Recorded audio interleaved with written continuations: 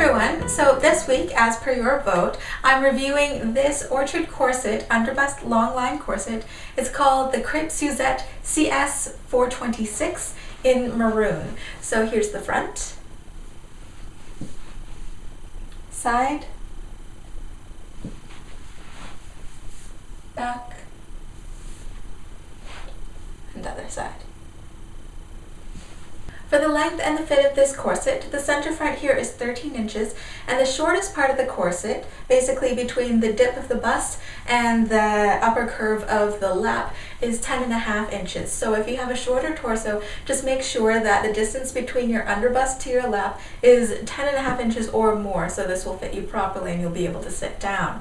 This gives very nice curves. It's quite a dramatic hourglass. This is considered the level 3 silhouette, so the most extreme curve that Orchard Corset offers. And the corset also comes down over my hips and prevents any kind of flesh oozing out from underneath the corset, so I do like that aspect.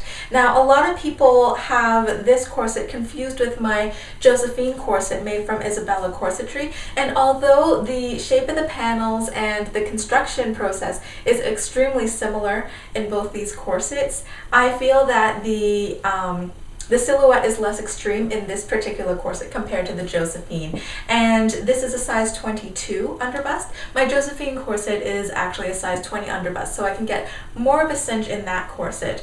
Also, the ribcage and the hips are not quite as wide. They don't give quite as much space as in the Josephine corset.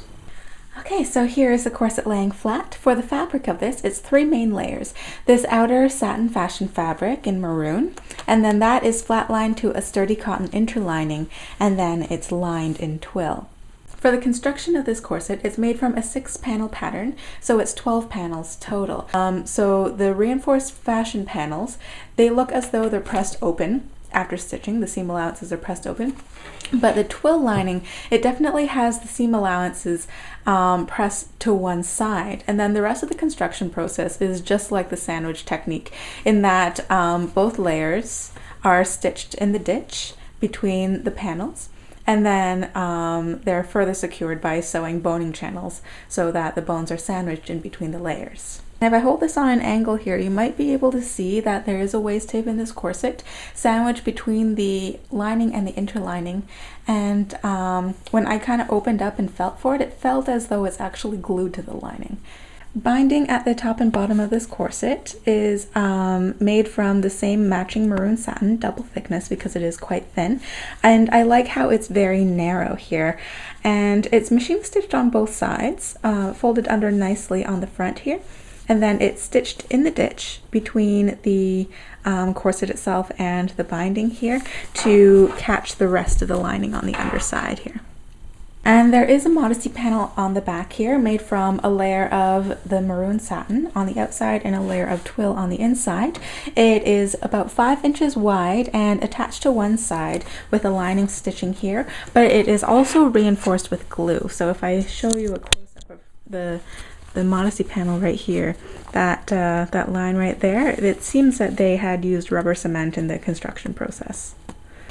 The busk is of standard width. It's 1/2 inch wide on each side, and it's 11 inches long with 5 pins. However, the busk that they used in this corset, it feels a lot more sturdy, less bendy than other standard flexible busks that I've felt before, so I do like that aspect of it.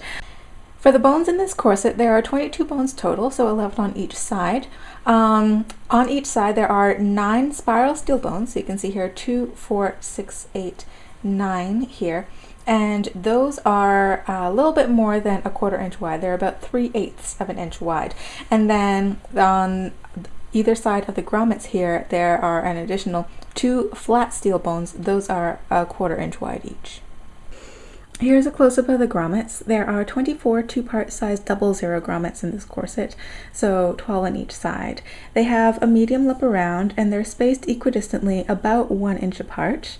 And I do see, if you look close to the waistline here, I do see some fraying and coming away of the fashion fabric around some of these grommets because the satin is quite thin. You can see some coming away there and some stretching of the fabric right there. And here is the underside of the grommets, and you can see that every one of these grommets are split and they're actually quite scratchy. I've had other corsets where the grommets were split on the back, but it didn't really make much of a difference in terms of catching on the laces or anything. These ones actually do catch. There are a couple places on the Modesty panel, like right here, where you can see that the fabric is run because it's caught on these grommets. They catch on the laces, and a couple of them have actually caught on the back of my shirt when I'm lacing up the corset, when the Modesty panel isn't wide enough to cover both sides when I'm initially starting the lacing process. So that is one thing that I am disappointed about in this corset.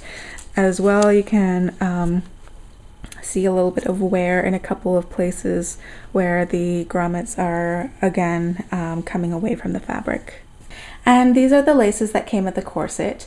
They're 1/4 inch wide, flat nylon shoelace style, and I find them to be long enough. They're a little springy, but that's all right because they're still very strong. You just have to tug a little harder to get the corset to stay closed because of the elasticity of the laces. It kind of makes the back want to open up a little bit more, but that's not really a big deal to me.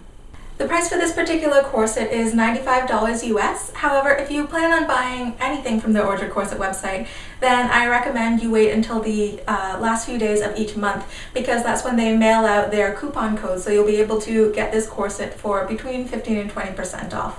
That's all for this Orchard Corset Underbust review. I hope you enjoyed it. If you did like the video, then please click that like button and help support the channel. If you have any comments or questions, then you know what to do. Just leave them down in the comments below or leave a video response. And I will see you all in the next video. Bye.